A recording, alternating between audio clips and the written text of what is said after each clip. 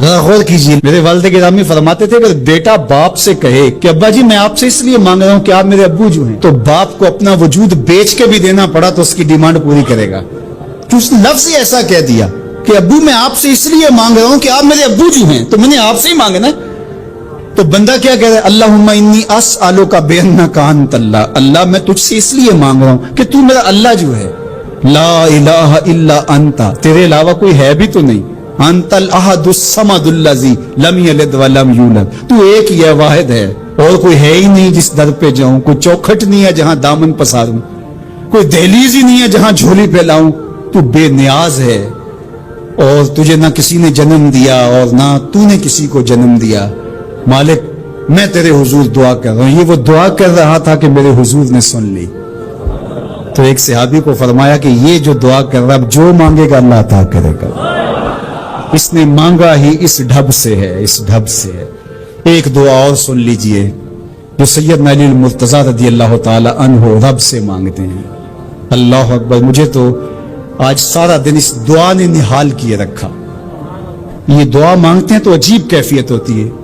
یا سریع الرضا اغفر لمن لا یملک الا الدعاء، اے جلدی راضی ہو جانے والے، چھیتی مان جانے والے، اغفر لمن لا یملک الا الدعاء، اسے معاف کر دے جس کے پاس دعا کے علاوہ سہارا ہی کوئی نہیں، جس کے پاس دعا کے علاوہ کچھ ہے ہی نہیں جو پیش کر سکے. التجا ہی کر سکتا ہے، ترلا ہی کر سکتا ہے، منت ہی کر سکتا ہے.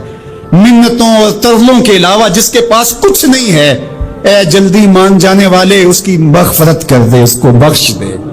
اللہ اکبر. تو وہ کریم ہے، وہ کہتا ہے میرے در پہ آؤ تو صحیح، کوئی جھولی پھیلاؤ تو صحیح. ہم تو مائل بکرم ہیں، کوئی سائل ہی نہیں. راہ دکھلائیں کسے راہ رب منزل ہی نہیں. کوئی آئے تو صحیح، جھولی پھیلائے تو صحیح، کوئی طلب تو کرے. دنیا والوں سے مانگیں تو ناراض ہوتے، اللہ سے نہ مانگیں تو ناراض ہوتا ہے.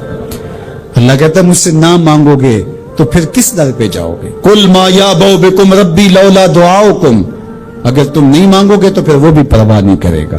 تم مانگتے رہو گے، جھولی پھیلاتے رہو گے، وہ اپنی رحمتیں تمہارے دامن میں ڈالتا رہے گا. اس کے خزانوں میں کوئی کمی نہیں آتی. ہر بندے کو اس کی ڈیمانڈ کے مطابق، چاہت کے مطابق، طلب کے مطابق، آرزو اور تمنا کے مطابق دے دے.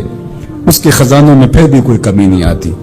تو اسی سے مانگے. مسجد نبوی کا صحن تھا اور ایک شخص کونے میں بیٹھ کے دعا مانگ رہا ہے. ذرا اس کے دعا کے لفظ سنیے. اللہم انی اسألک بانک انت اللہ، اے اللہ میں تجھ سے اس لیے مانگتا ہوں کہ تو میرا اللہ جو ہے. احتیاطی تدابیر اختیار کرنے کا ہمارا مذہب ہمیں تعلیم دیتا ہے، ہمیں تلقین کرتا ہے. ہمیں جو آج محکمہ صحت کے کارپرداز، ذمہ داران اور آیان سلطنت بتا رہے ہیں، ہمارے دین نے ہمیں صدیوں قبل یہ بتایا ہے. ہم دن میں 5 مرتبہ وضو کرتے ہیں اور بار بار اپنی صفائی کا لحاظ اور خیال رکھتے ہیں.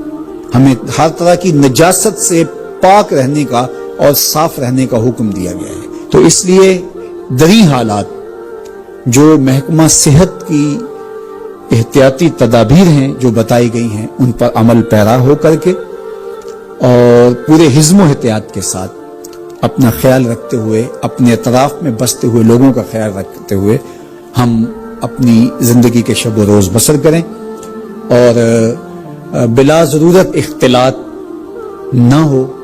جہاں ضروری ہو وہ ایک امر آخر ہے.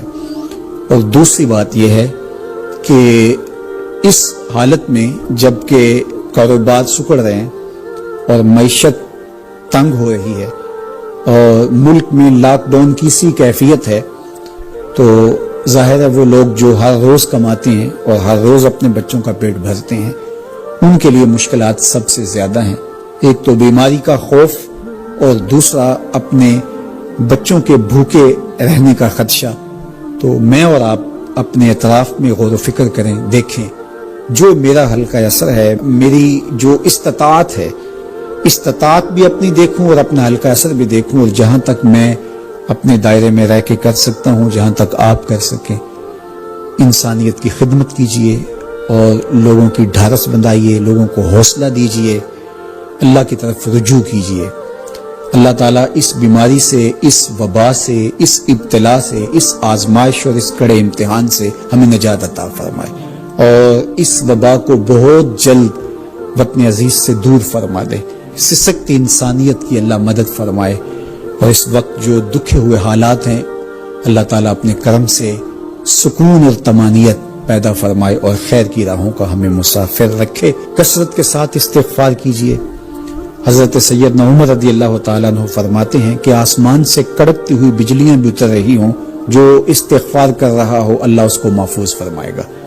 حضرت امام شافعی فرماتے ہیں کہ وبا کے لیے میں نے تسبیح سے بہتر کوئی وظیفہ نہیں دیکھا. تو اللہ کی تسبیح بولیے، استغفار پڑھیے، اور مختلف معصورہ دعائیں جو مختلف احادیث میں آپ تک مختلف ذرائع سے پہنچ رہی ہیں تو ان کو آپ ورد زبان کیجئے. کرونا ایک دردناک مرض ہے اس وقت جو وبائی شکل اختیار کر گیا ہے، تو جتنا تذکرہ ہم بیٹھ کے اس کا کرتے ہیں تو اتنا ہی تسبیح و تحلیل، ذکر، اذکار اور معصورہ دعاؤں میں صرف کریں. قرآن مجید کی تلاوت کریں. وقت مل گیا، فرصت ہوئی تو قضا نمازیں اگر ہمارے ذمے ہیں تو اس موقع پہ ہمیں قضا نمازیں ادا کر کے اللہ کا قرض ادا کرنے کی کوشش بھی کرنی چاہیے. ایک بادشاہ تھا، وہ سمندری سفر میں روانہ ہوا تو ایک غلام اس کے ساتھ بیٹھا. تو جب وہ کشتی ڈولتی تھی، ہچکولے کھاتی تھی تو وہ چیخے مارتا تھا، تو کشتی والوں کا سکون برباد ہو گیا. ایک دانا شخص تھا، اس نے کہا بادشاہ اگر آپ اجازت دیں تو میں اس کو چپ کرواؤں. اس نے